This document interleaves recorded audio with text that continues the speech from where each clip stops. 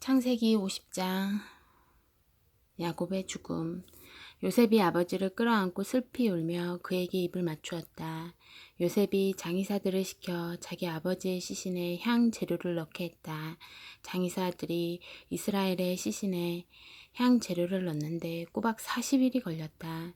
이집트 사람들은 70일 동안 그의 죽음을 애도했다. 애도 기간이 끝나자 요셉이 바로의 궁에 청원을 올렸다. 여러분이 진심으로 저를 생각하는 마음이 있거든 바로께 제 말씀을 전해 주십시오. 제 아버지께서 제게 맹세하게 하시면서 나는 곧 죽는다. 내가 죽으면 내가 가나안 땅에 마련해 놓은 묘지에 나를 묻어다오 하고 말씀하셨습니다. 부디 제가 올라가서 아버지의 장례를 치르게 해주십시오. 장례를 마치고 제가 돌아오겠습니다. 바로가 말했다. 그렇게 하시오. 그대의 아버지가 그대에게 맹세하게 한 대로 가서 고인의 장례를 치르시오. 요셉은 아버지의 장례를 치르러 갔다.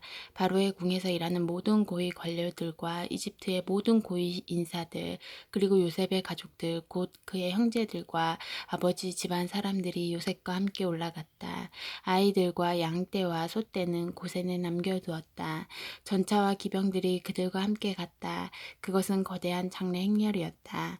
그들은 요단강 건너편 아닷타작 마당에 이르러 크게 애통하며 애도의 기간을 보냈다. 요셉은 자기 아버지를 위해 7일 동안 장례 예식을 치렀다. 가나안 사람들은 아닷타작 마당에서 슬피 우는 모습을 보고 이렇게 말했다. 이집트 사람들이 진심으로 애도하는구나. 그리하여 요단 강가에 있는 그곳이 아벨 미스라임, 이집트 사람들의 애도이라고 불리게 되었다.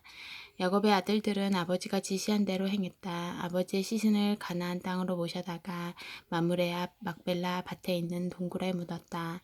그 밭은 아브라함이 햇사람 에브론에게서 묘지로 사들인 것이었다. 요셉은 아버지의 장례를 치르고 나서 이집트로 돌아왔다. 아버지의 장례를 치르러 요셉과 함께 갔던 형제들도 그와 함께 돌아왔다. 장례를 치르고 나서 요셉의 형들이 서로 말했다. 요셉이 우리에게 원한을 품고 우리가 그에게 저지른 모든 악을 되갚으려고 하면 어떻게 하지? 그래서 그들은 요셉에게 이런 전가를 보냈다. 아버지께서 돌아가시기 전에 분부하시기를 요셉에게 전하여라. 내 형들이 내게 아주 못된 짓을 했으나 너는 내 형들의 죄, 그들의 모든 잘못을 용서해 주어라 하고 말씀하셨습니다. 그러니 아우님 아버지께서 섬기시던 그 하나님의 종들인 우리가 지은 죄를 용서해 주시겠습니까? 요셉은 이 전가를 받고 울었다. 요셉의 형들이 직접 와서 요셉 앞에 엎드려 말했다.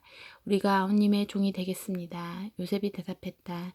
두려워하지 마십시오. 내가 하나님을 대신하겠습니까? 보시다시피 형님들이 나를 해치려고 악한 일을 꾸몄으나 하나님께서는 그 계략을 선으로 바꾸셔서 나를 이롭게 하셨고 지금 형님들 주위에서 이루어진 모든 일에서 보는 것처럼 수많은 사람들도 살리신 것입니다. 두려워할 이유가 없으니 마음 편히 지내십시오. 제가 형님들과 형님들의 자녀들을 보살피겠습니다. 그는 진심 어린 말로 그들을 안심시켰다. 요셉은 아버지의 집안 식구들과 함께 이집트에서 살았다. 그는 110년을 살면서 에브라임에게서 증손자를 보았다. 므낫세의 아들 마길의 아들들까지도 요셉의 자식으로 인정받았다. 마침내 요셉이 형제들에게 말했다. 나는 곧 죽습니다. 하나님께서 반드시 여러분에게 찾아오시고 여러분을 이 땅에서 이끌어내셔서 아브라함과 이삭과 야곱에게 엄숙히 약속하신 땅으로 되돌아가게 하실 것입니다. 요셉은 이스라엘의 아들들에게 맹세하게 하면서 말했다. 하나님께서 찾아오셔서 여러분이 이곳을 떠나게 될 때에 때 유고를 가지고 가십시오.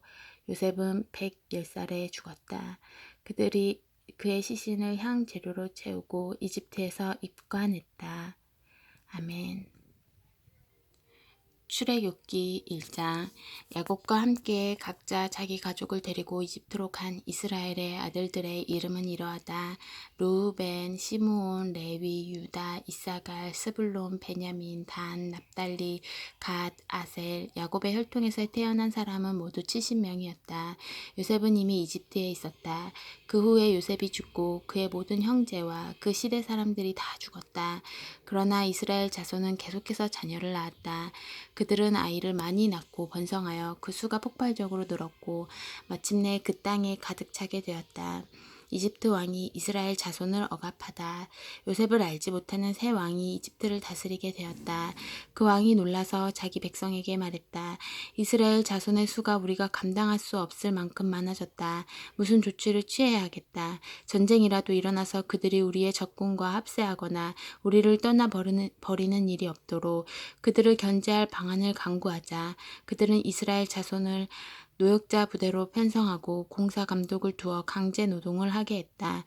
이스라엘 자손은 바로를 위해 곡식을 저장해둘 성읍 비둠과 라암셋을 세웠다. 그러나 이집트 사람들이 그들을 가혹하게 부릴수록 이스라엘 자손은 더욱더 불어났다. 어디를 가나 이스라엘 자손이 있었다. 이집트 사람들은 이스라엘 자손을 감당할 수 없게 되자 그들을 전보다 더 혹독하게 다루었고 강제 노동을 시켜 그들을 짓눌렀다. 이집트 사람들은 벽돌과 회반죽을 만드는 일과 힘든 밭일 등 온갖 고된 노동으로 이스라엘 자손을 괴롭게 했다. 그들은 산더미처럼 많은 일과 과중한 노역을 부과하여 이스라엘 자손을 억압했다. 이집트 왕이 시브라와 부하라 하는 히브리 산파 2명과 이야기를 나누었다. 너희는 히브리 여자들이 아이를 낳을 때 잘 살펴서 사내 아이거든 죽이고 여자아이거든 살려두어라. 그러나 산파들은 하나님을 깊이 경외했으므로 이집트 왕이 명령한 대로 하지 않고 사내 아이들을 살려두었다. 이집트 왕이 산파들을 불러들여 말했다. 너희가 어찌하여 내 명령을 따르지 않았느냐. 너희가 사내 아이들을 살려주었더구나. 산파들이 바로에게 대답했다. 히브리 여인들은 이집트 여인들과 달리 힘이 좋아서 산파가 도착하기도 전에 아이를 낳아버립니다. 하나님께서 그 산파들을 기뻐하셨다. 이스라엘 백성은 그 수가 계속 증가하여 아주 강한 백성이 되었다. 산파들이 하나님을 경외했으므로 하나님께서 그들의 가정을 번성하게 하셨다. 그러자 바로가 온 백성에게 명령을 내렸다. 태어난 사내 아이는 모두 나일강에 던져 죽여라. 그러나 여자아이는 살려두어라. 2장 모세가 태어나다 레위 가문의 한 남자가 레위 가문의 여자와 결혼했다. 그 여자가 임신하여 아들을 낳았다. 그녀는 그 아이에게 특별한 것이 있음을 보고 3달 동안 아이를 숨겨서 길렀다. 더 이상 숨길 수 없게 되자 그녀는 갈대로 만든 작은 바구니 배를 구해다가 역청과 송진을 발라 물이 새지 않게 하고 그 속에 아이를 뉘었다. 그런 다음 바구니 배를 나일 강가의 갈대 사이에 띄워놓았다. 아이의 누이가 조금 떨어져 잘 보이는 곳에 서서 아이에게 무슨 일이 일어나는지 지켜보고 있었다. 마침 바로의 딸이 목욕하러 나일강으로 내려왔다. 시녀들은 강가를 거닐고 있었다. 바로의 딸이 갈대 사이에 떠있는 바구니 배를 보고 시녀를 보내 가져오게 했다. 그녀가 바구니를 열어보니 아이가 있었다. 아이가 울고 있었다. 그녀가 아이를 보고 불쌍한 마음이 들어 말했다. 이 아이는 틀림없이 히브리 사람의 아이로구나. 그때 아이의 누이가 그녀 앞으로 나아가서 말했다. 제가 가서 히브리 여인 중에 공주님을 대신해서 아이에게 젖을 먹일 유모를 데려올까요? 바로의 딸이 말했다. 그래, 어서 다녀오너라. 그 소녀가 가서 아이의 어머니를 불러왔다. 바로의 딸이 그녀에게 말했다. 이 아이를 데려가서 나를 대신해 젖을 먹여주게. 내가 자네에게 품삯을 주겠네. 그 여인이 아이를 데려가서 젖을 먹였다. 아이가 젖을 뗀 뒤에 여인이 아이를 바로의 딸에게 데려오니 바로의 딸이 그 아이를 아들로 삼았다. 그녀는 내가 그를 물에서 건져냈다고 말하면서 아이의 이름을 모세, 건져냈다라고 했다. 미디안으로 도망친 모세. 세월이 흘러 모세가 어른이 되었다. 어느 날 그가 자기 동족에게 가서 보니 그들이 모두 고되게 일하고 있었다. 마침내 그때 한 이집트 사람이 그의 동족 히브리 사람을 때리는 모습이 보였다. 모세는 사방을 살펴 아무도 없는 것을 확인하고는 이집트 사람을 죽여 모래 속에 묻었다. 이튿날 그가 다시 그곳에 가보니 히브리 사람 둘이서 싸우고 있었다. 먼저 싸움을 건 사람에게 모세가 말했다. 그대는 왜 동족을 때리는 것이오? 그 사람이 대받아쳤다. 당신이 뭔데 우리에게 이래라 저래라 하는 거요. 이집트 사람을 죽이더니 나도 죽일 셈이요? 그러자 모세가 두려워하며 말했다. 탈로 났구나. 사람들이 이 일을 알고 있다. 바로가 그 소식을 전해 듣고 모세를 죽이려 했으나 모세는 미디안 땅으로 도망쳤다. 그는 한 우물가에 앉아 있었다. 미디안 제사장에게 7딸이 있었다. 그 딸들이 우물가로 와서 물을 길러 여물통에 채우고 아버지의 양떼에게 물을 먹였다. 그때 어떤 목자들이 와서 그들을 쫓아내자 모세가 그 딸들을 구해주고 그들이 양떼에게서 물을 먹이는 것을 도와주었다. 딸들이 집으로 돌아가자 자기 아버지 루엘에게 이르니 아버지가 말했다. 일찍 끝났구나. 어떻게 이렇게 빨리 돌아왔느냐. 그들이 말했다. 어떤 이집트 사람이 목자들한테서 우리를 구해주고 우리를 위해 물을 길어 양떼에게 먹여주기까지 했습니다. 아버지가 말했다. 그 사람이 어디 있느냐? 어째서 그 사람을 남겨두고 왔느냐? 그를 불러다가 함께 식사하도록 하자. 모세가 그의 제안에 따라 그곳에 정착하기로 하자. 르우엘이 자기 딸 십보라 세엘을 모세에게 아내로 주었다. 십보라가 아들을 낳자 모세는 내가 낯선 땅에서 나그네가 되었다고 말하면서 아이의 이름을 게르솜 나그네라고 했다. 세월이 많이 흘러 이집트 왕이 죽었다. 이스라엘 자손이 종살이 때문에 신음하며 부르짖었다.